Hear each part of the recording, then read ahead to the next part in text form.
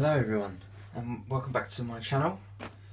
So today this is going to be an unboxing of this Eachine Wizard X220S. Now what you'll notice off the bat is that obviously you've got a picture of the transmitter here and a symbol stating mode 2 here. So obviously that indicates that I've got the ready to fly version.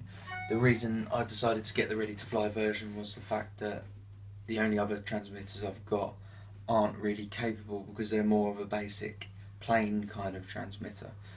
So they're DSMX and DSMX2, which aren't going to be very helpful with this because this isn't. So that's just a quick one about why I've got the one with the transmitter.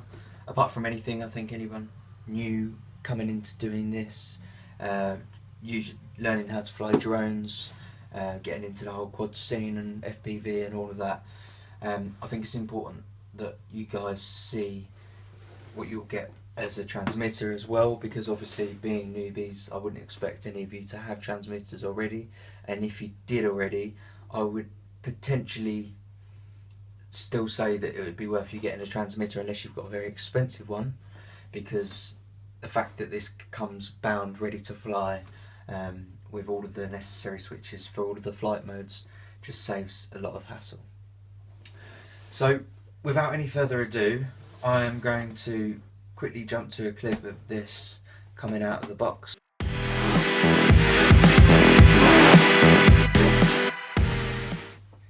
Okay, so this is what we've got. Now I'll start with these. These are your props. Now, as with any quad, drone, multi-rotor, basically you will have props that are clockwise and props that are counterclockwise.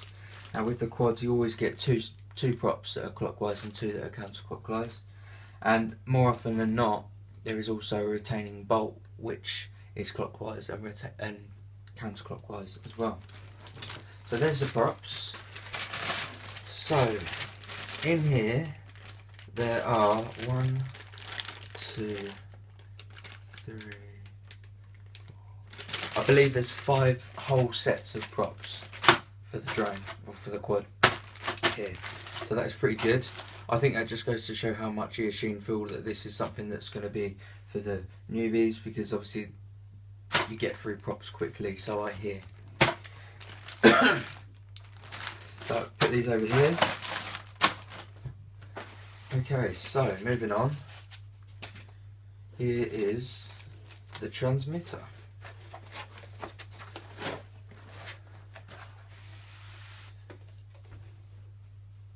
Now, one thing I will say is I'm actually pleasantly surprised at how this feels. This does feel like good quality, a lot better quality than I was expecting. It's really thin. I don't know whether it's just what I've had in the past or what, but this appears really thin to me. It's obviously got all your accelerator or throttle up, down, yaw, left, right, and then your pitch and your roll. You've got obviously your endpoints and your auxiliary switches. Now I'll go into this a little bit more at the beginning of the first flight video, but this feels good, this seems good. I'm pretty damn happy with this. So put that to one side. 4 AA batteries.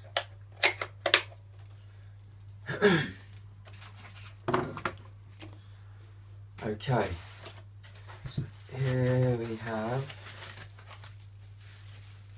the battery. So what we've got here is we've got a 1500 milliamp 14.8 volts, so that's a 4S lithium polymer battery, and it's got a discharge rating of 75C. Now with these devices, these drones, these quads, you want high C rated batteries, because the batteries simply couldn't handle how quickly and how much current is drawn from them otherwise. Now if you had a low C rating battery, it wouldn't have a very long lifespan at all in a quad like this, because the motors and the ESC would just draw too much current from it too quickly for it to be able to handle it, and it would probably puff up and it could even burn out. So something to be aware of. That seems like a nice little lipo. So this is the charger that's come with it, and what they have sent is they have sent one of these cheap Chinese converter plugs for the power. One thing I'll say about these immediately is these aren't fused. They are dirt cheap and they are dangerous, so that can go. I wouldn't touch one of those with a barge pole. I've seen far too many horror stories of those things going up in smoke or damaging people's chargers or short-circuiting the RCDs in their house in the fuse box. So I'd avoid that like the plague. Period. So the balance charger itself, so this is a balance charger, so it's not your straightforward charger. It is going to be only suited to pretty much the LiPo that's come with it. The reason being is that obviously this being a 4S means that you've got your 5 balance leads here, and this accepts a 5 balance lead only. I would imagine this is preset to charge a 1500 milliamp hour battery as well. So with regards to being able to charge up other batteries of the same spec, I think you'd probably be alright. It's something I will look into, but I think you'd probably be okay. But it wouldn't be any good for anything else. Now I do also have a iMax B6 balance charger with fast charge and storage charge and all of that discharge.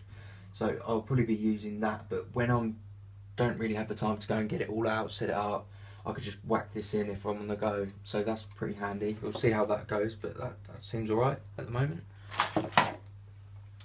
Some little carbon fibre spanners. I can see there's carbon fibre on the outside, but it's on the inside, I'm not sure.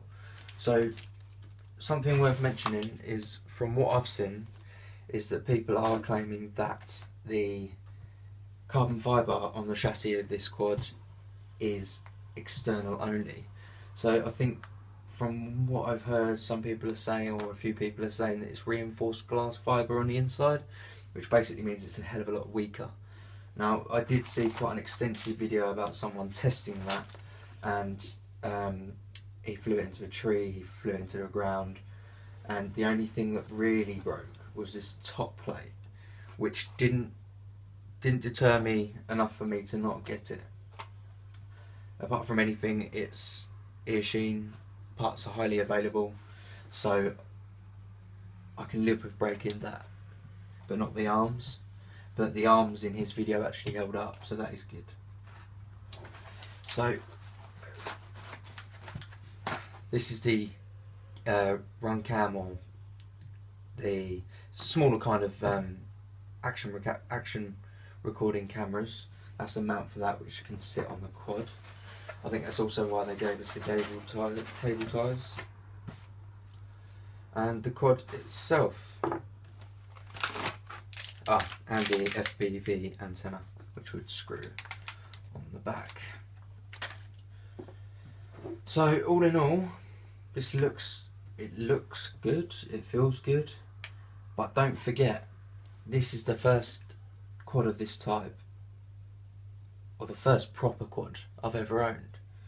So as far as opinion goes, I think your opinion's best got from those people online who have done the reviews, who readily and frequently use these kinds of drones. So what I'm doing is I'm just trying to show you exactly what you're going to get out of the box, and explain just a little bit more depth so you can understand if you're a total newbie to this, like I am.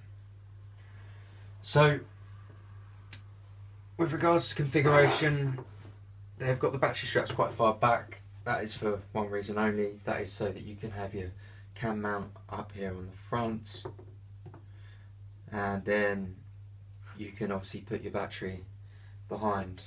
So it's just a space saving method, and obviously once you've got a cam on, the weight will be a little bit better distributed. Obviously without the camera, you probably, if you're not running a camera, you're just learning, you probably want to send this as far forward as possible over the middle of the X. So at the kind of midpoint, that's where you're going to want to rest it, because that's the centre of gravity. So that would be sitting like so. Now I would also advise, for any newbies, don't have a clue, if you haven't thought about it, get your balance lead and tuck it under the strap at the back. Saves your balance lead getting chopped off by the propellers within 20 seconds of takeoff. And another kind of point to make to you guys before I kind of wrap this up, I've shown you what's in here. One thing that is really important, which is a little bit more technical, the motor, the bolts that hold the motors in are getting loose, if not loose out of the box. So the reason for that being is that they're getting loose because they're soft mounted motors, which just aids with getting rid of vibrations and certain oscillations when flying. But it's highly advisable that you go round one by one, take these screws out, put some Loctite on it, some blue Loctite on it, which is a removable kind, which will basically, you literally just touch the screw on the Loctite. You don't need to put loads, you don't need to plaster it in, you just need to dab it lightly, and then screw these back in one by one all the way around, and that will save you losing bolts from your motor. So in summary to all of this, it looks good. It looks good. It looks like there is value there. Like for the price I've paid of £230 all in, I think it looks really good. I really do. It looks like it's worth it. Yeah. So obviously I'm going to get it out, and I'm going to be learning from scratch how to use this. As petrifying as that is, but it's a mission I've set myself, because I want to be able to get into doing a bit more of these. They look amazing. The footage that I'm seeing online just looks out of this world. So I'd love to be able to partake and show people what can be achieved with these things. Plus, the amount of accuracy that people gain in flying these things is just phenomenal, and it seems really interesting. If you want to see a total novice learn how to fly acro mode without the accelerometer on, and from scratch, in the same shoes as many of you people that I'm sure are watching this contemplating buying something like this, then stick around, like if you liked it, leave a comment if you've got anything you want to share or any questions you want to ask. I'll happily get back to you and find the best answer I can. I'll do my research. And of course, subscribe if you want to follow this process and see me hopefully learn well and not smash it up on the first go. So we'll see.